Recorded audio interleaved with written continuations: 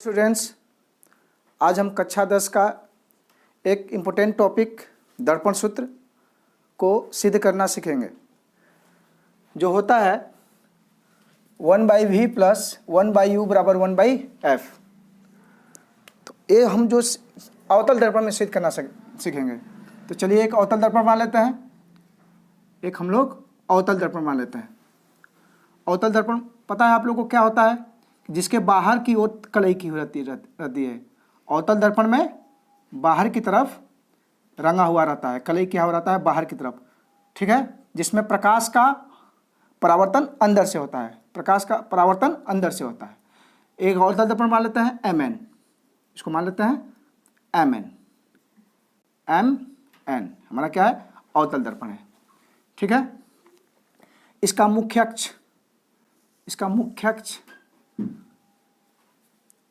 अक्ष बोलिए, मान ये हो गया मेरा ध्रुव, इसको P मान लेते हैं, जिसको पोल बोलते हैं। और मुख्य अक्ष पर एक बिंदु F है, जिसको मुख्य फोकस बोलते हैं। मुख्य अक्ष पर दूसरी बिंदु है वक्ता केंद्र, जिसको C से डिनोट करते हैं। किसे डिनोट करते हैं? C से। वक्ता केंद्र को C से डिनोट करते हैं, ठीक है। दर्पण जो ध्रुव होता है दर्पण के बीच में होता है, और मुख्य अक्ष पर एक बिंदु F है, जो क्या है? मुख्य फोकस है। C क्या है? वक्ता केंद्र है। और मुख्य अक्ष पर एक वस्तु रखते हैं हम AB। मुख्य अक्ष पर एक वस्तु रख दिए AB हमारा क्या है? एक वस्तु है, ठीक है। तो AB मुख्य अक्ष के समांतर, यहाँ से मुख्य अक्ष के समांतर, प्रिंसिपल अक्ष के पैरेलल समांतर एक किरण जाके स्ट्राइक करती है, यानी दर्पण से टकराती है, और टकराने के बाद मुख्य फोकस से होकर निकल जाती है। आप लोगों को पता है कि जब कोई किरण मुख्य अक्ष के समांतर जाती है तो दर्पण पर टकराने के बाद, दर्पण पर स्ट्राइक करने के बाद मुख्य फोकस से होकर निकल जाती है। दूसरी किरण यहाँ से चलती है और वक्ता केंद्र से होकर जाती है, और दर्पण पर टकराने के बाद वापस उसी दिशा में वापस चली आती है, ठीक है। किरणों की दिशा आपको पता है। पहली किरण, फिर से एक बार देख लीजिए, पहली किरण AM, पहली किरण क्या है? AM, ये दर्पण पर स्ट्राइक की, मुख्य अक्ष के समानांतर जाती हुई, तो यहाँ दर्पण से टकराने के बाद मुख्य फोकस से होकर निकल गई। दूसरी किरण वक्ता केंद्र से होकर जाती है, दर्पण से टकराई N बिंदु पर। कहाँ टकराई? N बिंदु पर। और यहाँ से टकराने के बाद वापस उसी दिशा में चली आती है, ठीक है। अब देखिए, अब जहाँ किरणें कटती हैं या कटती हुई प्रतीत होती हैं, वहीं हमारा प्रतिबिंब बनता है। तो किरणें कहाँ कट रही हैं? देखिए, एक किरण A आ रही है, दूसरी किरण A आ रही है, एक दूसरे को कहाँ काट रही है? यहाँ पर। तो जहाँ किरणें कटती हैं वहीं हमारा बन गया प्रतिबिंब, तो A बन गया हमारा प्रतिबिंब। इसको हम लोग मान लेते हैं A', B'। जहाँ किरणें कटती हैं वही बनता है मेरा प्रतिबिंब। तो किरणें कहाँ कट रही हैं? A', यहाँ A', B' हमारा बन गया प्रतिबिंब, ठीक। तो यहाँ लिख लीजिएगा आप लोग कि माना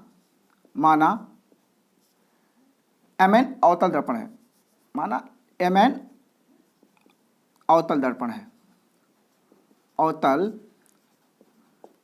दर्पण है, Mn अवतल दर्पण है, ठीक है। जिसका मुख्य अक्ष लिख लीजिएगा BP है, या लिख लीजिएगा दर्पण के सामने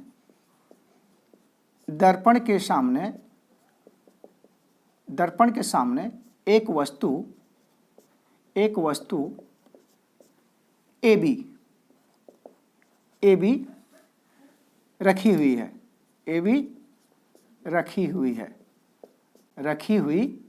है, ठीक है।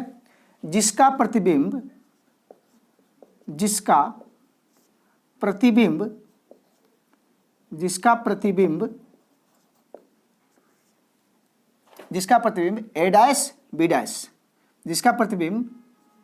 A',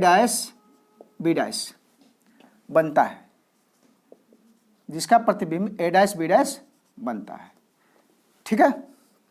चलिए, तो देखिए, हमको यहाँ दो त्रिभुज बन रहा है, एक ABC और दूसरा CA', B'। अब दोनों त्रिभुज को हमको क्या करना है? समरूप करना है। तो समरूप करना हम लोग मैथ में सीख चुके हैं। तो उठा लीजिए दोनों त्रिभुज को, इस त्रिभुज को उठाइए और इस त्रिभुज को उठाइए, ठीक है। लीजिए त्रिभुज सी बी ए, त्रिभुज सी बी ए और त्रिभुज बी डैश ए डैश सी में, बी डैश ए डैश सी में, ठीक है। चलिए यहां देखिए कोण ए बी सी कितना है 90 डिग्री है, और इसमें देखिए बी डैश ए डैश सी कितना है, ए भी 90 डिग्री है। तो लिख लीजिए एंगल ए बी सी या सी बी ए, जैसे भी लिखना चाहे वो कोण बीच में आना चाहिए, सी बी ए, एंगल सी बी ए बराबर एंगल बी डैश ए डैश सी, बी डैश ए डैश सी बराबर 90 डिग्री, बराबर 90 डिग्री, क्योंकि दोनों कोण 90 डिग्री है। चलिए अब देखिए बी सी ए, एंगल बी सी ए बराबर एंगल बी डैश सी ए डैश, बी डैश सी ए डैश। ये किससे हुआ, यहाँ ब्रैकेट में लिख लीजिएगा शीर्षाभिमुख कोण या सम्मुख कोण, जो आपको अच्छा लगे लिख लीजिएगा, सम्मुख कोण से, सम्मुख कोण से। आप लोग को पता है कि सम्मुख कोण क्या होते हैं, बराबर होते हैं, इसलिए एक कोण इस कोण के बराबर हो गया सम्मुख कोण से। किसी त्रिभुज को समरूप प्रूव करने के लिए दो कोण बराबर होना काफी है। अगर किसी त्रिभुज का दो कोण बराबर होता है तो त्रिभुज समरूप होता है, पढ़ चुके हैं आप, क्योंकि दो कोण बराबर होते हैं तीसरा कोण ऑटोमेटिक बराबर होगा। इसलिए त्रिभुज सी बी ए समरूप त्रिभुज बी डैश ए डैश सी, ये त्रिभुज क्या हो गया, समरूप हो गया। तो जब त्रिभुज समरूप हो गया तो समरूपता की परिभाषा हम लोग को पता है कि त्रिभुज अगर समरूप होता है तो उसकी भुजाएं क्या होती हैं, अनुपातिक होती हैं। आप लोग लिख लीजिएगा कैसे समरूप हो गया, इसको लिख लीजिएगा ए से, इसको आप नोट कर लीजिएगा ए से, मैंने कौन से समरूप हुआ है। तो समरूपता, अगर कोई त्रिभुज समरूप होता है तो समरूपता की क्या परिभाषा होती है कि उसकी भुजाएं अनुपातिक होती हैं। अगर कोई त्रिभुज समरूप है तो उसकी भुजाएं क्या होती है, अनुपातिक होती है, माने एक ही अनुपात में होती हैं। तो चलिए हम इसको त्रिभुज को समरूप किया है तो उठा लेते हैं। इस त्रिभुज का लंब है, ए बी क्या है, लंब है, इस त्रिभुज का ए बी क्या है, लंब है, तो लिखिए ए बी। अब इस त्रिभुज में आइए, इसका लंब क्या है, A dash B dash, A B A dash B dash बराबर। अब इसका लंब, अब इसका क्या लेंगे, आधार, नीचे वाला, नीचे क्या है, बी सी ले लीजिए। अब इसमें आइए, इसका आधार क्या है, ए डैश सी, ठीक है। इसको मान लीजिए इक्वेशन नंबर 1। अब इसी प्रकार से इसको और इसको भी लेंगे। देखिए मान लेते हैं कि दर्पण का द्वारक बहुत ही छोटा है, जो दर्पण है इसका द्वारक बहुत ही छोटा है। जब इसका दर्पण का द्वारक बहुत छोटा होगा मतलब कि दर्पण क्या है, सीधा होगा, ये दर्पण क्या है, सीधा होगा, माने ज़्यादा एक कर्व नहीं होगा, वो क्या होगा, सीधा होगा। तो जब सीधा होगा तो ये क्या होगा, ये जो है इस टाइप का होगा, मतलब कि ये 90 डिग्री होगा, ये क्या होगा, 90 डिग्री होगा। मान लेते हैं कि दर्पण का जो द्वारक है वो बहुत छोटा है, मतलब ज़्यादा एक कर्व नहीं है, तो ये क्या है, मतलब सीधा है, और सीधा है मतलब ये क्या होगा, एक एंगल क्या होगा, 90 डिग्री होगा, ठीक है। तो हम आपके समझाने के लिए बताए हैं, ये लाइन खींचना आपको जरूरी नहीं है, इसलिए मैं इसको मिटा देता हूँ। मतलब ये कितना है, 90 डिग्री है, ठीक है। अब जो है आप इस त्रिभुज में और इस त्रिभुज को समरूप करना है आपको। इसी प्रकार से आपको लिखने की ज़्यादा आवश्यकता नहीं है, बस एक हम लोग समरूप कर चुके हैं और दिखा चुके हैं, इसलिए आप डायरेक्ट इसको लिख सकते हैं कि बी डैश ए डैश एफ समरूप है एफ पी एम के। आपको बता देता हूं कैसे हुआ। देखिए बी डैश ए डैश एफ कितना है, 90 डिग्री है, ये हमारा कितना है, 90 डिग्री है। और ये देखिए एफ पी एम, ये भी कितना है, 90 डिग्री है।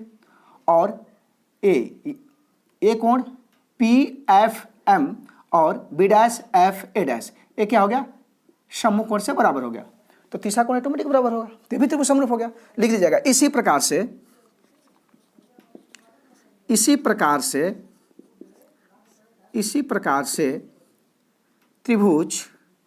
त्रिभुज बी डैश ए डैश एफ समरूप है त्रिभुज एफ पी एम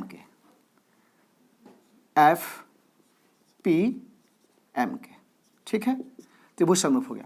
तो त्रिभुज समरूप हो गया तो भुजाएं क्या होगी, अनुपातिक होंगी। त्रिभुज समरूप होते भुजाएं क्या होगी, अनुपातिक होगी।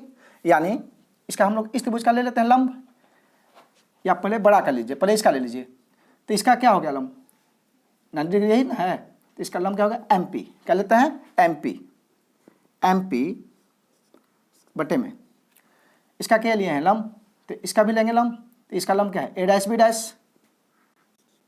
भुजा समरूप हो गया तो भुजाएं क्या होगी, अनुपातिक होंगी, तो ए डैश बी डैश बराबर। अब इसका क्या लेते हैं, अब इस त्रिभुज का लंब लिए, अब इसका क्या लेते हैं, आधार क्या है, पी एफ। अब इसका आधार लीजिए, इसका आधार क्या है, ए डैश एफ। देखिए इसका आधार लिए हैं पी एफ, तो इसका आधार क्या है, ए डैश एफ। लिख लीजिए ए डैश एफ, ठीक है। अब देखिए ये जो एम पी है वो क्या है, ए बी के बराबर है। ये देखिए ध्यान से देखिए आप, एम पी क्या है, ए बी के बराबर है। लिख लीजिए एम पी बराबर ए बी, एम पी बराबर ए बी। तो जहां एम पी है तहां हम ए बी लिख सकते हैं। तो इसमें आप मान पुट कर दीजिए, या एम पी की जगह पर क्या रख देते हैं, ए बी। तो क्या होगा, ए बी बटे में ए डैश बी डैश बराबर पी एफ बटे में ए डैश एफ। इसको मान लीजिए इक्वेशन नंबर 2। ये क्या होगा, इक्वेशन नंबर 2। अब समीकरण 1 और 2 से देखिए, समीकरण 1 और 2 पर विचार कीजिए। ए बी बटे में ए डैश बी डैश है, ए बी बटे में ए डैश बी डैश है। तो जब लेफ्ट हैंड साइड बराबर है तो राइट हैंड साइड बराबर होगा, पता है आप लोग को। तो लिखिए समीकरण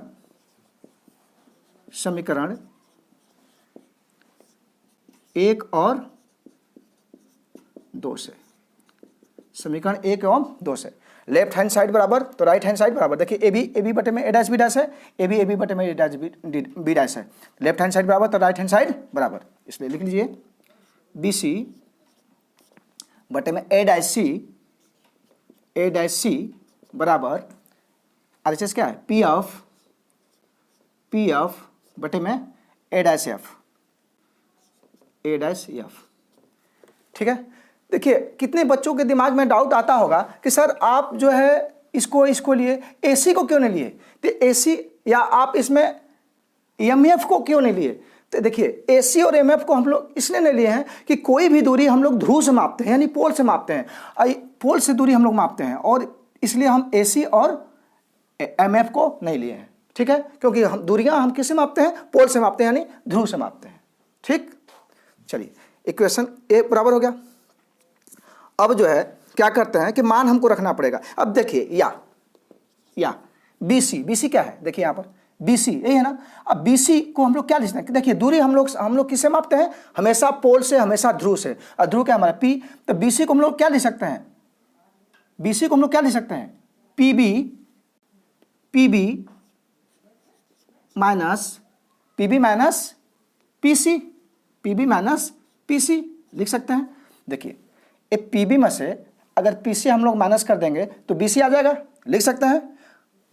चलिए बटे में ए क्या है, ए डैश सी, क्या है, ए डैश सी कहाँ, देखिए ए डैश सी। अब ए डैश सी क्यों, देखिए ए डैश सी हम लोग दूरी हमेशा कहाँ से मापते हैं, ध्रुव से। कहाँ से मापते हैं, ध्रुव से, ये आपको ध्यान में रखना है। तो ध्रुव से यानी ए डैश सी तो कोई दूरी नहीं है, इसलिए हम लोग कहाँ से मापेंगे, इसको हम लोग ए डैश सी को हम लोग क्या लिख सकते हैं, PC, ये पूरा PC minus A dash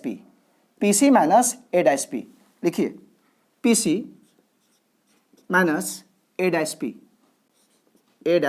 P equals to यानी बराबर PF। देखिए PF क्या है हमारा, फोकस दूरी है, focal length. P F A तो दूरी, इसको लिखने की आवश्यकता नहीं है, ये हमारा फोकस दूरी है। ध्रुव से फोकस बिंदु के बीच की दूरी क्या बने, फोकल लेंथ, फोकस दूरी। इसको पी एफ ही छोड़ देते हैं, पी एफ बटे में ए dash F, A dash F, A dash F. अब इसको हम लोग क्या दे सकते हैं, ए पूरे दूरी में से अगर ए दूरी घटा देंगे तो ए डैश एफ निकल जाएगा, तो इसको ए डैश एफ को क्या लिख सकते हैं हम लोग, P A dash minus P F. Okay, अब हमको इरेज करना पड़ेगा, इसलिए हम इरेज कर रहे हैं। आप लोग स्क्रीनशॉट ले लीजिए। चलिए इरेज करते हैं।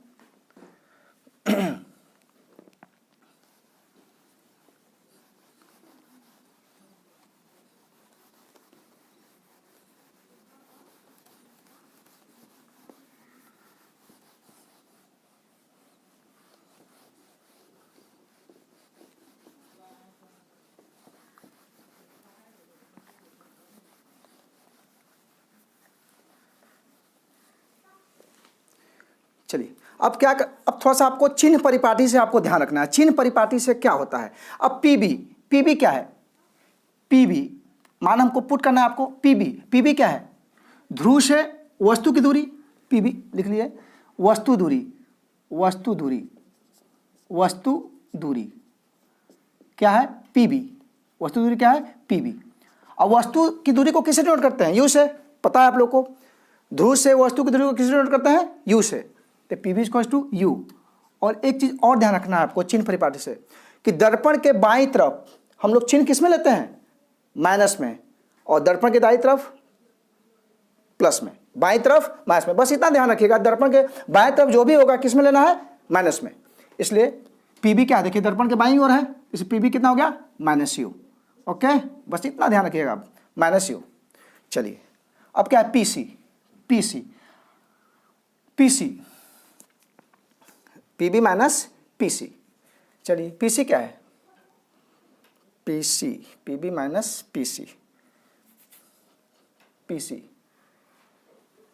पीसी को क्या है, पीसी वक्ता त्रिज्या। पीसी क्या है हमारा, वक्ता त्रिज्या। वक्ता त्रिज्या को किसे नोट करते हैं, आर से। वक्ता त्रिज्या को किसे नोट करते हैं, आर से। ठीक है, क्या बोलते हैं उसको, रेडियस ऑफ कर्वेचर। ये भी कितना हो जाएगा, माइनस आर हो जाएगा। कितना हो जाएगा, माइनस आर हो जाएगा। ठीक है, और आगे चलिए, पीसी तो हो ही गया है, पीसी हो गया। ए डैश पी कहाँ है, देखिए ए डैश पी क्या है, ध्रुव से ए डैश पी क्या है, वस्तु की दूरी, प्रतिबिंब की दूरी। ए डैश पी क्या है, ध्रुव से प्रतिबिंब की दूरी, लिख लीजिए, प्रतिबिंब की दूरी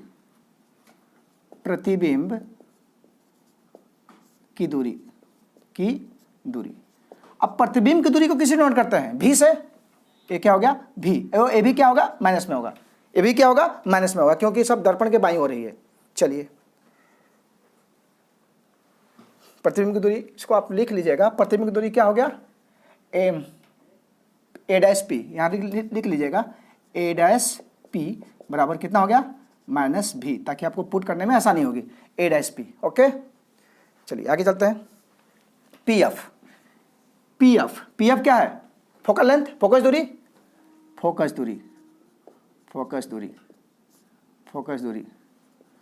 हमारा क्या है, पीएफ इसको क्या होगा, फोकस दूरी किससे नोट करता है, एफ से। किससे नोट करता है, एफ से। भी क्या होगा, माइनस में होगा, क्योंकि दर्पण के बाईं ओर है। ओके, चलिए पी ए डैश हो गया, और क्या है, पीएफ फोकस दूरी हो गया। अब आप मान पुट कर दीजिए, मान रखने पर लिख लीजिएगा, मान रखने पर अब मान को पुट कर देते हैं। पीबी का मान क्या है, माइनस यू रख दिए। देखिए पीबी की जगह पर रख दिए माइनस यू, माइनस पीसी क्या है हमारा, पीसी क्या है, वक्ता त्रिज्या। और वक्ता त्रिज्या किससे नोट करते हैं, आर से। तो क्या हो गया, आर, लेकिन क्या हो गया, माइनस में होगा, तो क्या होगा, माइनस आर हो गया। ठीक है, वक्ता माइनस में हो गया। चलिए बटे में पी सी क्या हो गया, माइनस आर, माइनस, देखिए माइनस का चिन्ह है, माइनस दे दिए। ए डैश पी, ए डैश पी क्या है, माइनस बी। देखिए ए डैश पी प्रतिबिंब की दूरी, ए डैश पी क्या है, माइनस बी, यहाँ रख दीजिए माइनस बी। ओके, बराबर। आगे मान रखिए पी एफ क्या है, फोकस दूरी माइनस एफ बटे में पी ए डैश क्या है, पी ए डैश क्या है, प्रतिबिंब की दूरी, पी ए डैश क्या है, प्रतिबिंब की दूरी, ये क्या हो गया माइनस बी। फार्मूला में क्या है, माइनस दे दिए। ओके, पी एफ क्या है, फोकस दूरी किस ओर करते हैं, एफ से, ये भी क्या होगा माइनस में होगा, क्योंकि फोकस दूरी क्या हो गया माइनस में होगा, क्योंकि सब बाईं ओर ही है। ओके, चलिए आगे अब सॉल्व करते हैं इसको। Minus you minus minus plus क्या हो गया आर, और थोड़ा सा ध्यान दीजिए आप, आर वक्ता त्रिज्या क्या होता है, मुख्य फोकस का दुगुना होता है, ध्यान होना चाहिए आपको, वक्ता त्रिज्या मुख्य फोकस का दुगुना होता है। तो जहां आर है उसको हम लोग क्या लिख सकते हैं, 2f, आर बराबर 2f होता है, इसलिए देखिए माइनस माइनस प्लस हो गया, आर की जगह क्या लिख दिया 2f, ये हो गया 2f बटे में, ये भी क्या हो गया आर बराबर 2f, तो आर की जगह लिख दिए 2f माइनस माइनस प्लस, ये कितना हो गया भी। ओके, बराबर माइनस एफ बटे में माइनस भी माइनस माइनस प्लस, ये क्या हो गया एफ। ओके, अब आप क्या कर लीजिए, क्रॉस मल्टीप्लिकेशन कर लीजिए, तिखा तिखी गुणा कर लेते हैं, क्रॉस मल्टीप्लिकेशन, इसको इरेज कर देते हैं।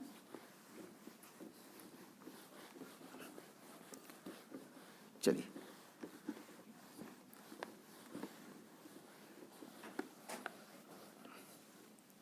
क्रॉस में, इसका गुना इसमें, इसका गुना इसमें कर लेते हैं, कीजिए। देखिए माइनस सी यू का गुना दोनों में होगा, फिर 2f से गुना दोनों में होगा, कीजिए। माइनस यू का गुना माइनस बी में, माइनस माइनस प्लस, यू से बी में क्या हो गया यू भी हो गया। अब इसका गुना इसमें भी होगा, तो माइनस प्लस माइनस, यू से एफ में कितना हुआ यू एफ, कितना हो गया यू एफ। ओके, अब इससे गुना भी दोनों में होगा, तो कीजिए प्लस माइनस माइनस, 2f का भी में गुना क्या हो गया 2f भी। ओके, देखिए प्लस प्लस प्लस, 2f का f में गुना कितना हो गया 2f स्क्वायर। ओके, बराबर, अब इसका गुना इसमें होगा क्रॉस मल्टीप्लिकेशन, तब माइनस एफ, देखिए माइनस माइनस प्लस, और 2f का गुना f में कितना हुआ 2f स्क्वायर, देखिए प्लस माइनस माइनस, f गुना v में कीजिए कितना हुआ vf, कितना हो गया vf। ओके, चलिए आगे चलते हैं। देखिए ए प्लस 2f स्क्वायर है, ए भी प्लस 2f स्क्वायर है, बराबर कितना तो माइनस हो जाएगा, कैंसिल, ये हो गया कैंसिल।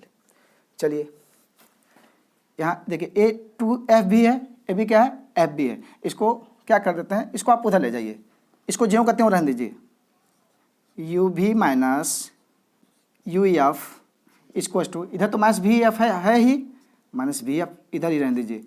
ये माइनस 2f भी है, उसको बराबर को उधर ले आते हैं, तो माइनस तो क्या हो जाएगा प्लस हो जाएगा, प्लस 2v(f). ओके, या यू भी माइनस यू एफ इसको टू, देखिए माइनस प्लस माइनस घट जाएगा, और 2 में से यहाँ कुछ नहीं तो 1 है, 2 में से घटा क्या हुआ 1 हुआ, तो कितना हो गया vf, कितना हो गया vf। ओके, अब दोनों तरफ u भी f से भाग देने पर दोनों तरफ मान में कोई अंतर नहीं पड़ेगा, क्योंकि बराबर के दोनों तरफ कर रहे हैं, तो मान में कोई अंतर नहीं पड़ेगा। अब आप सोचिएगा कि क्यों कर रहे हैं, इसलिए कर रहे हैं क्योंकि हमको चाहिए क्या 1/v प्लस 1/u बराबर 1/f, हमको ये सब नहीं चाहिए, उनको 1/v प्लस 1/u बराबर 1/f चाहिए, इसलिए हम क्या करेंगे दोनों तरफ भाग करने पर u भी f से लिख लीजिएगा, दोनों तरफ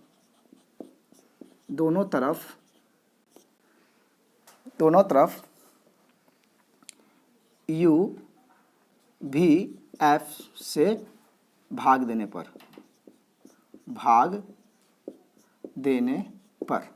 ठीक है, भाग दीजिए। तो u भी बटे में कितना हुआ u भी f, माइनस है माइनस हो गया, u एफ बटे में u भी f बराबर एक कितना वी एफ बटे में यू वी एफ। ठीक है, देखिए ए भी वी एफ है, ए भी वी एफ है, वी एफ से वी एफ कैंसिल। चलिए ये देखिए यू एफ है, यहाँ क्या है यू एफ है, देखिए यू एफ, ए यू से एफ कैंसिल। चलिए यहाँ देखिए ए भी यू भी है, ए भी यू भी है, यू भी से यू भी कैंसिल। बचा क्या, या बचा क्या 1/f, यहाँ बचा 1/f माइनस माइनस। अब देखिए यहाँ क्या बचा 1/, यहाँ पर क्या बचा भी माइनस 1/u माइनस 1/v बराबर यहाँ क्या बचा 1/u, क्या बचा 1/u। ओके, या ये देखिए माइनस है, बराबर को उधर जाएगा प्लस हो जाएगा, तो क्या हो गया 1/f equals to 1/u plus A minus उधर गया तो प्लस हो गया 1/v। यही हमको प्रूव करना था, 1/v plus 1/u by 1/f proved. Thank you.